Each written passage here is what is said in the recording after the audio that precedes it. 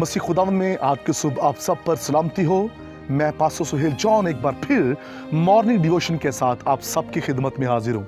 हम सीख रहे हैं बरकतों की बेकदरी। हमने एक पूरा सेशन सीखा जिसमें हमने देखा आसमान के फरिश्ते से लेकर जमीन तक कई ईमानदारों ने बेकदरी की, और आज सुबह हम बरकत के ताल्लुक से सीखेंगे जिन्होंने बरकत की कदर की। हम वापस जाएंगे अपनी स्टोरी पर जो हमने पैदाइश 25वें बाब और उसकी 29वीं आयत से 34वीं आयत तक ली थी। हमने देखा असौ ने तो बेकदरी की, लेकिन उसके भाई यकूब ने बरकतों की कदर की। असौ ने बरकतों की बेकदरी की, लेकिन यकूब बरकतों से मोहब्बत करने वाला निकला। वो बरकत से मोहब्बत करने वाला था, उसने बेकदरी नहीं की। उसने वो खाना जो बना रहा था उसको दे दिया। उसने मेहनत की, उसे भूख लगी हुई थी, लेकिन उसने ये नहीं सोचा कि ये मेरी ज़रूरत है। उसने इस बात की ज़रा भी फिक्र नहीं की कि मेरा क्या होगा, मेरे खाना बनाया है, ये मेरी ज़रूरत है। उसने खाने की फिक्र नहीं की, उसको फिक्र थी तो बरकत की फिक्र थी। आज हमारे कुछ ऐसे बहन भाई हैं जिनको खाने पीने की फिक्र है, असौ की तरह। यकूब को खाने पीने की फिक्र नहीं, बरकत की फिक्र है, क्योंकि ये बरकत की कदर करने वाला है। जो खाने पीने की फिक्र में रहते हैं, मसीह खुदावन ने उनके लिए कहा कल के लिए फिक्र ना करो, दिन तुम्हारे लिए फिक्र करेगा। हमें फिक्रमंद होना है तो बरकत के लिए, हमें बरकत की कदर करनी है। यकूब ने बरकतों की कदर की, और जब उसने बरकतों की कदर की, उसको बरकत मिली। वो अपने घर से निकला तो उसके लिए आसमान खुल गया।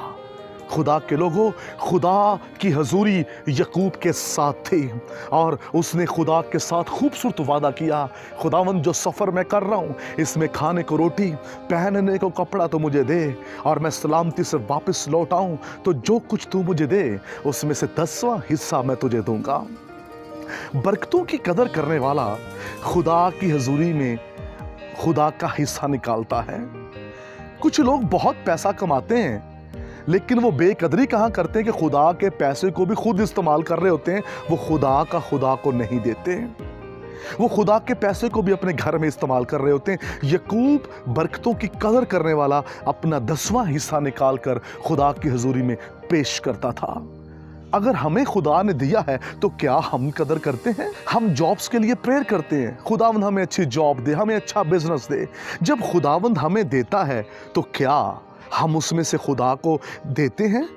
हम उस वक्त दे रहे होते हैं जब हमारे पास थोड़ा सा होता है, हमारी थोड़ी सैलरी होती है, हम थोड़ा पैसा कमाते हैं और हम 10वां हिस्सा दे रहे होते हैं। लेकिन जब खुदावंद हमें उस 10वां हिस्सा देने से बहुत बरकत दे देता है और हमारे पास बहुत कुछ आना शुरू हो जाता है, तो ऐसे में जब ज़्यादा 10वां हिस्सा हमें देना पड़ता है तो हमारे लिए मुश्किल हो जाती है। फिर बहाने हम बनाना शुरू हो जाते हैं, और ऐसा शख्स जब बेकदरी करता है उससे वो सारी चीज़ें चली जाती हैं। यकूब कदर करने वाला था, जो कुछ खुदा ने उसे दिया उसने उसकी कदर की। अगर आप भी कदर करेंगे, याद रखिए, आप अगर कदर करेंगे तो फिर आपकी नस्लें भी इस ज़मीन पर जोरावर होंगी, आपकी नस्लें इस ज़मीन पर बरकत पाएंगी, आपकी नस्लें इस ज़मीन पर तरक्की करेंगी। और अगर आप अपना 10वां हिस्सा नहीं निकालते तो फिर आप और आपकी नस्लों के लिए फिक्रमंदी की बात है। यकूब ने बरकतों की कदर की, तो जब वो अपने मामू लाबन के यहाँ गया, जिस चीज़ को वो छूता था उसमें बरकत आ जाती थी, और ये बरकत यूसुफ तक ट्रांसफ़र हुई।